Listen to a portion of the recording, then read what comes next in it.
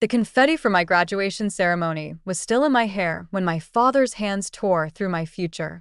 The offer letter from Nexus Technologies, starting salary $125,000, signing bonus $30,000, full relocation package to Seattle, became fragments floating to our living room floor. Family helps family, Dad said, grinding the pieces under his heel. Your brother needs a good lawyer, and you're going to help pay for one. I sat perfectly still on our worn couch, my magna cum laude medal heavy around my neck, watching my parents destroy the culmination of 4 years of 4.0 semesters, unpaid internships, and ramen dinners. My mother stood beside him, arms crossed, wearing the same disapproving expression she'd perfected over the years. Marcus needs that job more than you do, Isla, she added. When he gets out, he'll need something stable. You can find another position. You're smart. My brother Marcus, currently sitting in county jail on his third arrest, this time for embezzlement and identity theft from his previous employer. The same brother who'd stolen my social security number at 16 to open credit cards. The same brother they'd mortgaged the house to bail out twice before. That's my job, I said quietly. I earned it. You earned it. Dad laughed bitterly. With whose money? Who paid for that fancy computer science degree? Oh, wait. We were going to, until Marcus had his little situation. His little situation. That's what they called draining my college fund, $14,700 saved since I was born for his first bail 3 years ago. I'd managed to stay in school through academic scholarships, work-study programs, and loans I'd be paying off for the next decade. I paid for it, I reminded them. Scholarships and loans. You spent my college fund on Marcus, remember? Mom's face tightened. Don't be dramatic. We did what any parents would do. We couldn't let him sit in jail. Which time? I asked, still calm, still sitting perfectly still. When he was arrested for the DUI. The assault? Or this latest one, where he stole $80,000 from his employer? Allegedly stole, Dad corrected sharply. Nothing's been proven. And that's why he needs a good lawyer. Steinberg says he can get the charges reduced for a $50,000 retainer. I don't have $50,000. You have a $30,000 signing bonus, Mom pointed out. And with your new salary, you can co-sign for a loan for the rest. We already talked to the bank. They're willing to approve it with your job offer as collateral. I looked at the shredded remains of that offer. Hard to use it as collateral now. Don't be smart, Dad warned. We made copies first. You're going to call that company tomorrow, tell them you need another original letter, and then we're going to the bank. No. The word hung in the air like a challenge. Parents exchanged looks, the kind they'd shared my whole life when they thought I was being difficult about sacrificing for Marcus. No, Mom repeated. What do you mean? No, I mean no. I'm not paying for his lawyer. I'm not co-signing any loans. I'm not giving up my job. I stood, removing my graduation cap. Finally, I'm done enabling him and you. Dad stepped forward, his face darkening with anger. You're done? We're your family. We sacrificed everything for you kids. You sacrificed everything for Marcus, I corrected. My college fund. Your retirement savings. The equity in this house. What have you ever sacrificed for me? We gave you a roof over your head. Food. Clothes. The legal bare minimum of parenting, congratulations. I thought about all the times money had appeared for Marcus bail, lawyer fees, rehab stints. My parents worked modest jobs, Dad at a hardware store, Mom as a school secretary. The math had never added up. I suspected they were helping him in ways they shouldn't, I admitted. But I never had proof. And honestly, I was too focused on getting out to look very hard. They asked more questions about family dynamics, about Marcus' history, about any pressure to participate in financial crimes. I answered honestly, showing them the text demanding my signing bonus, explaining the pattern of being expected to sacrifice for my brother. They wanted you to co-sign a loan? Agent Williams asked, reviewing my phone. Using your job offer as collateral? Yes. They destroyed the physical letter, but I have digital copies. The agents exchanged glances. Miss Johnson, that could be considered attempted fraud, Williams said, if they knew the money would go toward hiding assets or supporting a criminal enterprise. My blood ran cold. My parents hadn't just been enabling Marcus, they'd been trying to make me an accomplice. Am I in trouble? I asked. No, Agent Chin assured me. If anything, your refusal to participate helps establish a pattern of their involvement versus yours. Can we get copies of those messages? I provided everything they asked for. As they prepared to leave, Agent Williams paused.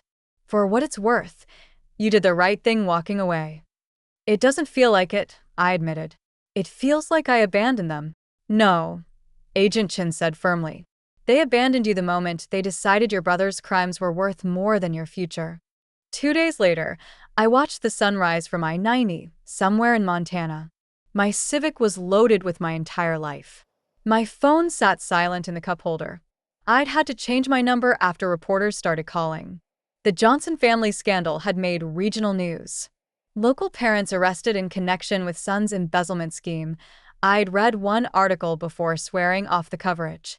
It mentioned Marcus facing 15 to 20 years. My parents facing 5 to 10 for money laundering and tax evasion. It noted the family home, already leveraged for bail money, would likely be seized as proceeds of crime.